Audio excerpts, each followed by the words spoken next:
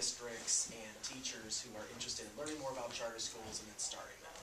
And I authored the grant that brought in $11.6 million for the state to start this. Did you all hear that? Good, we're in good shape. Hey, my name is Shannon Michaels. I am a parent volunteer at the Academy for Science and Design, which is down in Merrimack. The Academy of Science and Design is a 7th through 12th grade school. With the name, we concentrate math and science. This is a school for kids who want to learn more math and science. I'm Ray McLean. I'm a board member from the Surrey Village Charter School, which is in southwestern New Hampshire, over by Keene. And I just, in full disclosure, I feel I also need to say I am one of those nasty tenured public school teachers. My name is Brad Krausar, and I am the program coordinator at Ledyard Charter School in Lebanon, New Hampshire. We serve 9th through 12th grade under-engaged or struggling students. So We are open to your questions at any moment. So if anyone's got a burning question related to the film or related to charter schools in New Hampshire, right now you can indicate however you like. Usually raising your hand works. And not seeing anyone do that. Oh, there we go. Bingo. All right. Well, she was a little bit first, then we'll go to you. Go ahead. I recently moved here from Washington, D.C., and so this movie was all over the news there, and, pardon my language, but it was a shit show come the election time, and people argue that it's Michelle Rhee who got the mayor unelected this next time. There was so much resistance from the public school parents of D.C., and I'm wondering how much here in New Hampshire there has been, has there been resistance on the part of parents and or teachers of having charter schools here? I would say generally it's very positive. Teachers and parents are looking for additional options in public education. My group, we don't talk down about teachers. We don't talk down about the public schools in general. But what I want to see are new options for parents whose children might not sort of flourish in a particular setting. I want them to have another choice, basically. One of the things I think that has helped the positive attitude is that the way New Hampshire is, you pay town taxes to support your school. But new charter schools are not that way. We only get money from the state. So if the money was following the child, I think it would be a more volatile discussion because you'd be taking money out of towns. But right now it's not that way. So we don't have the political craziness of what DC had, but we also have charter schools that are struggling because we're trying to educate kids on half of, less than, or yes, or less than what a town student would get. And I would add that there isn't a sense in New Hampshire that the public school system is in crisis or is failing as much as you get that sense in larger urban areas. One of the reasons that the charter school started in Surrey was to preserve small local schools. And that's kind of a very different agenda than to save a failing public school system.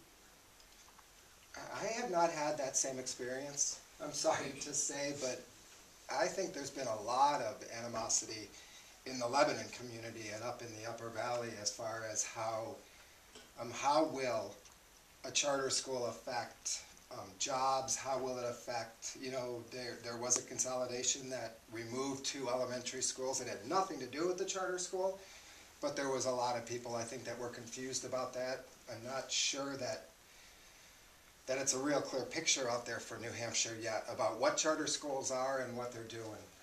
Because I came from Minnesota where it was really clear to here where it's not so clear. So it was a really different experience for me. And certainly charter schools have had a difficult time securing funding to get started, and that reflects the tension between the traditional public school and the charter public school and that whole financing mechanism. Let got a question back there. I was curious about, it seems like in America we're so good at, if there's a demand, we can make a supply, and it sounds like there's 10 spots for every 100 kids that are looking for a place to go, and is it all funding that is prohibiting the private sector or some other method to, or system to make it so that there's enough places if there's a demand? There seems like there's a demand, but is it just because of money? Well, up until just recently, there was a moratorium. We couldn't form any more charter schools. The legislation had decided that the ones that existed were enough, or it was too confusing or whatever. So it was just recently that the moratorium was lifted, and there is an opportunity for more charter schools to open now. So that was part of, I think, why. Our school, ASD, does have a lottery. And my son did not make the first cut, was on the waiting list. But because the school was able to get more funding or expand some more space, he was able to come in. Again, it's not the DC problem, but my son has been frustrated in math and science since kindergarten. And now is coming in, he was a 7th grader last year, he's 8th grader this year. He's able to reach some potential. And it is, the funding is the problem. It's the money. I mean, we have all kinds of kids that want to come to these different charter schools, but we can't take them in. We can't be as big as we probably could, the teachers we probably could hire, because we don't have the funding. We are a public school. We don't get money from Bill Gates or whoever else. Matt, do you want to flesh out some of the dimensions of financial stability of the schools? Because that was the challenges that the schools face is related actually to that issue of the moratorium, because there was concern that if you open a school and it doesn't last, what have you done for that community? Matt, do you have a sense on that? Yeah, honestly, a lot of it is political too. But the funding formula for state authorized charter schools has been changed quite a bit. Initially, when the law passed, they were going to receive 70 to 80% of the average cost per pupil of a student in that district. But then, because of the budget crisis, their tuition rate was set at $1 for 1 year. Then it was changed to $3,500. And as part of a bill 2 years ago, SB 539, charter schools have finally been brought into sort of the fold of public education system, adequate education in New Hampshire, where they receive $34.50 in state adequacy aid, which every child in the state receives from the state.